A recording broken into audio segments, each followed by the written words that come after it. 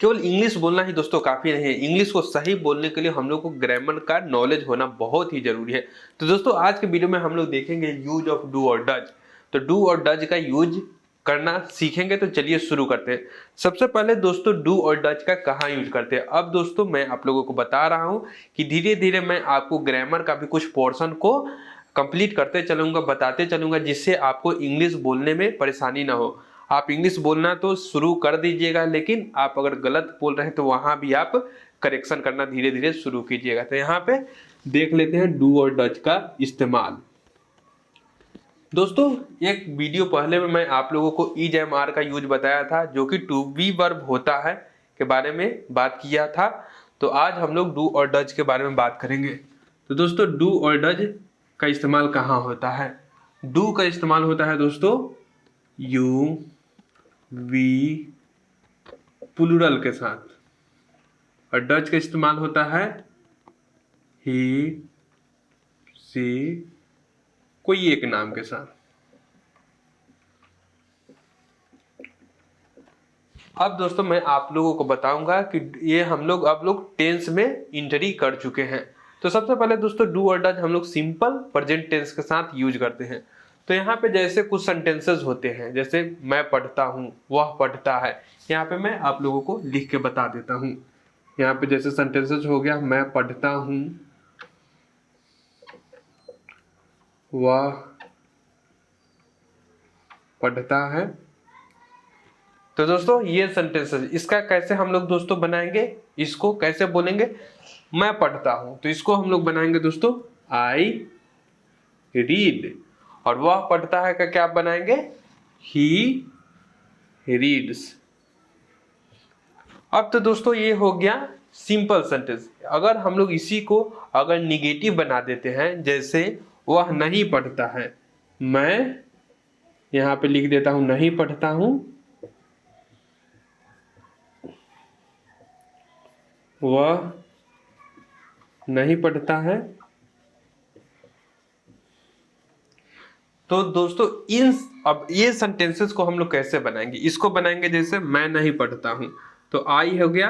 आई किस में है दोस्तों, यहाँ पे प्लूरल, यहाँ पे आई इसमें यूज हो जाएगा। तब मैं के साथ क्या होगा, आई डू नॉट रीड। ठीक है। और वह नहीं पढ़ता है कि किसका क्या होगा दोस्तों, ही डज नॉट रीड। तो दोस्तों यहाँ पे आप देख सकते हैं क्लियर डिफरेंस कि यहाँ पे मैं नहीं पढ़ता हूँ, यहाँ पे लग गया आई डू नॉट रीड, और वह नहीं पढ़ता ही डज नॉट रीड्स, नहीं क्या होगा रीड होगा। तो दोस्तों ये हो गया निगेटिव सेंटेंस। एक जगह और हम लोग इसका इस्तेमाल करते हैं, वो होता है क्वेश्चन करने में, जैसे क्या तुम पढ़ते हो, वहां पे भी डू और डज का इस्तेमाल करते हैं। क्या तुम पढ़ते हो, क्या वह नाचती है।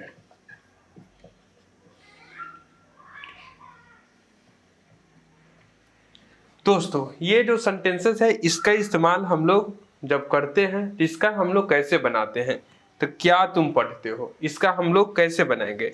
यहाँ पे पहले आ जाएगा दोस्तों डू यू रीड, और इसका हो जाएगा डज सी डांस।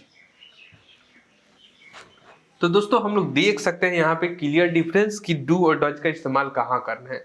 डू और डज का इस्तेमाल दोस्तों और भी WH क्वेश्चन के भी साथ करते हैं, वो भी मैं आप लोगों को एक दो बता देता हूँ, इधर से ही बता देता हूँ। WH क्वेश्चन के साथ इसको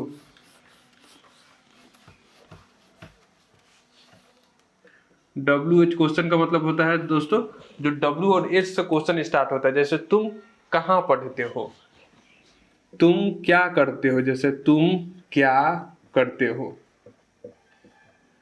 तो दोस्तों टेंसेस, जो टेंस होता है, टेंस को समझने के लिए, टेंस के लिए दोस्तों मैं प्रॉपर वीडियो बताऊंगा, टेंस को शुरू से ही बताऊंगा, लेकिन अभी मैं आप लोगों को डू डज समझा रहा हूँ। यहाँ पे वर्ब में देखा जाता है ता है ती है, तो उसको टेंस में मान लिया जाता है, सिंपल प्रेजेंट टेंस का।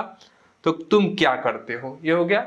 तो यहाँ पे क्या हो गया WH, क्या का क्या इंग्लिश होता है वाट, तो इसका बनाएंगे वाट डू यू डू, कि करना का हो गया व्हाट डू यू डू। तुम कब हंसते हो, जैसे तुम कब पढ़ते हो, तुम कब पढ़ते हो। इसका क्या बनाएंगे दोस्तों बताइए। तुम कब पढ़ते हो, कब का क्या होता है, कब का होता है वेन, क्या बनाएंगे वेन डू यू रीड, यहाँ पे क्वेश्चन मार्क। अब मैं दोस्तों आप लोगों को कुछ और एग्जाम्पल बता देता हूँ। यहाँ पे वह कहाँ नाचती है, ये कुछ सेंटेंसेस हो गए। जैसे वह कब सोता है, सोहन कब स्कूल जाता है।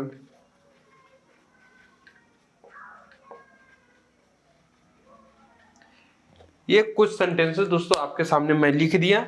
अब आप यहाँ पे देख सकते हैं, यहाँ पे वह कहाँ नाचती है, वह कब सोता है, सोहन कब स्कूल जाता है। अगर डायरेक्ट यहाँ रहता सोहन कब, अगर यहाँ पे नहीं रहता सोहन स्कूल जाता है, तो इसका बना देते सोहन गोज टू स्कूल, क्या हो जाएगा दोस्तों गोज टू स्कूल।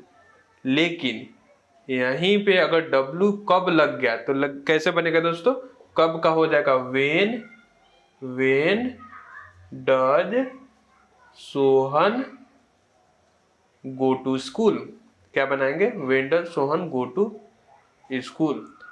वैसे ही वह कब सोता है, इसको बनाइए दोस्तों वेन डज ही स्लीप।